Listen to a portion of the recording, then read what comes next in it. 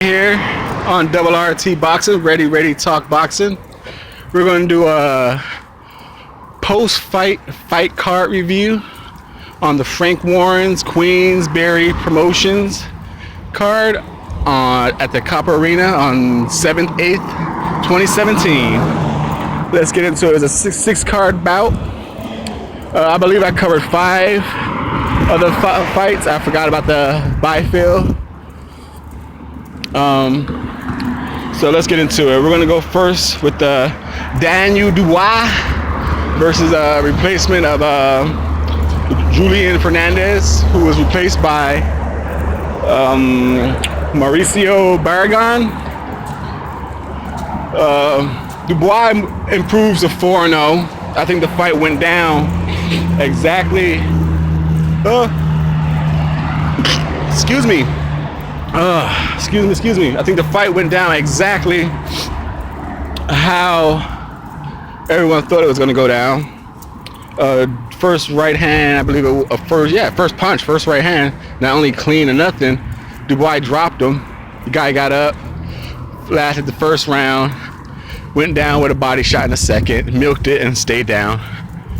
But it was a good ass body shot. But as a Dubois, he has the power, but even though he's only 4-0, he's only 19 years old. I get it, but with the hype and everything comes with you gotta deliver now. You know what I mean?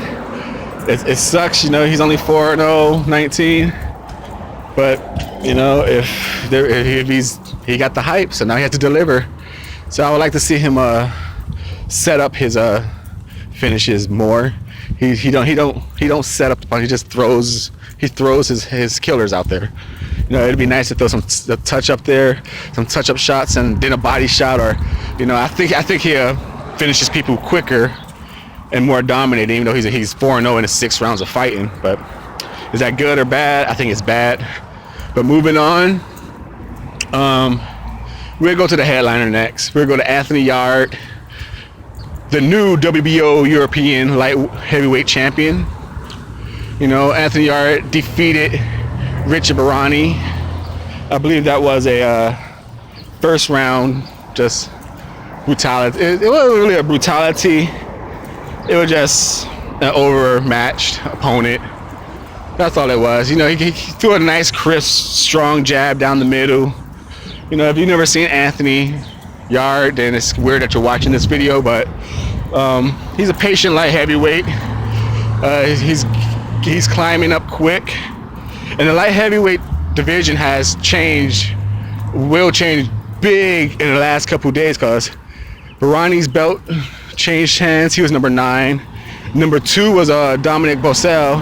He lost to Murat, and there was another belt that changed. I can't think of it right now, but I think there's like 3 or 4 belts that change all the way from like WBO, European, Intercontinental, Continental. I think all those belts, all those like build-up belts changed hands. So it's gonna be real interesting to see if Anthony Yarde gets Barani's number 9 spot, and just how overall the light heavyweight division changes. Next is going on to that rematch. So those 2 fights were kind of, before I go on, those 2 fights were kind of expected to be like that, and they kind of deliver like that. And we'll keep it in that order, kind of like what you expect. So I guess next would be Bradley Skeet versus Dale Evans. I'm a Bradley Skeet fan. I'm a pretty big fan of Bradley Skeet. And I can see how this fight probably came across kind of boring. You know, with all the height and the reach. Bradley Skeet should have just cleaned that dude's clock. Should have cleaned Evans' clock and get him out of there. But I like that Bradley Skeet, one, he wanted that belt. He wanted to take that. I think it's the Londale belt. He wanted that 3rd victory, and he wanted to claim it. That's cool to honor that belt. And secondly, I think it's cool how Bradley Skeet really don't change his style for nobody. And I think it's going to benefit him in the long run. Because if he's boxing, say he comes out and he just cleans Dale Evans' clock, you know, say he just goes forward and boom, pressure fighter, and knocks Dale Evans to clean out 4 rounds. Next time he fights an elite fighter, and he tries that back foot fight, and they're like, oh, Bradley Skeet is scared, he's running, he's not doing it. But if he's fighting like that every fight, whether it's a tough opponent, whether it's Dale Evans, you're gonna know now that's Bradley Skeet's thing. So he's not gonna get deducted points for running, you know, as they tagline it. You know, he's running, you know, he's just back foot, being a smart boxing back footing. But I'm glad that he stayed in his game plan, and I think, like I said, I think it's gonna really benefit him when he does reach those elite fights. So he won't get penalized for it's a custom now. We're accustomed to that. That's Bradley Skeet. So I'm like I said, it could have come across boring for fans who just wanted him to whoop Evans' butt. But as a fan of Bradley Skeet, I was happy to see him just stay with the plan. Next will be the rematch. Darrell Williams and it is scary. Let me go back in the shade. Darrell Williams and Jermaine Smile.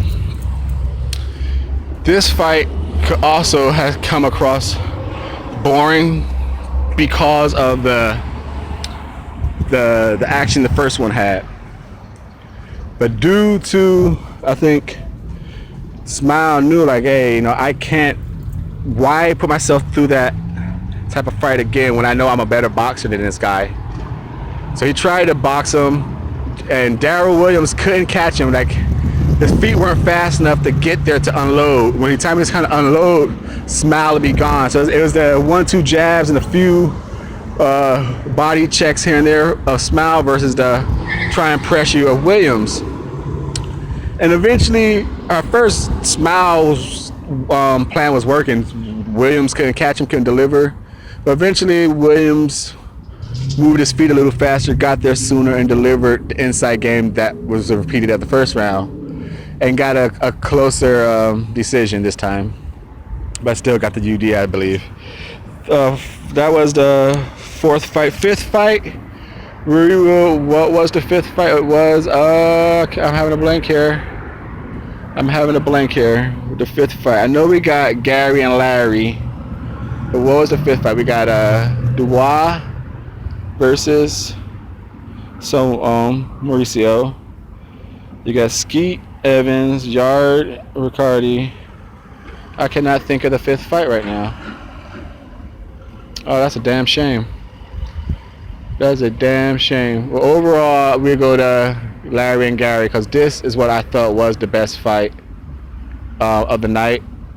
I picked Larry Equindeo to win the fight. He got, to me, it was a very close action fight. Gary put forth a lot of aggression, but to me it wasn't effective. He was throwing all types of shots, using a lot of bend the rules best I can techniques, do not break them. He threw a lot of action, but I don't think a lot of it landed clean. But he was awarded for that aggression. I think Larry picked him apart with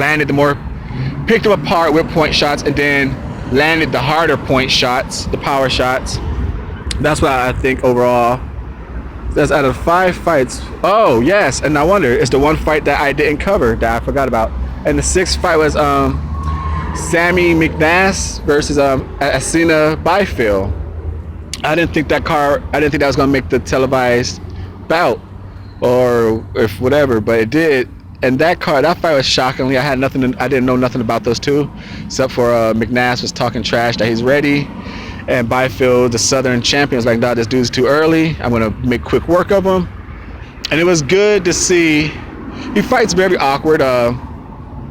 Byfield, kind of like a Charles Mannucci. You know, he kind of showboat and kind of try and lull you to sleep with his tactics in the ring. Then he'd throw an awkward angle punch. I do believe he can be beaten pretty easily with the right fighter, unless he just felt McNeese was that easy that he didn't really need no defense and just keep his hands that low. But overall, that was a nice fight. Byfield just picked him apart. He was right. The guy was too green for him. 7-0 versus a champ. Whether it's such a low tier seller area or not, the dude's a champ. He comes with the heart of a champ.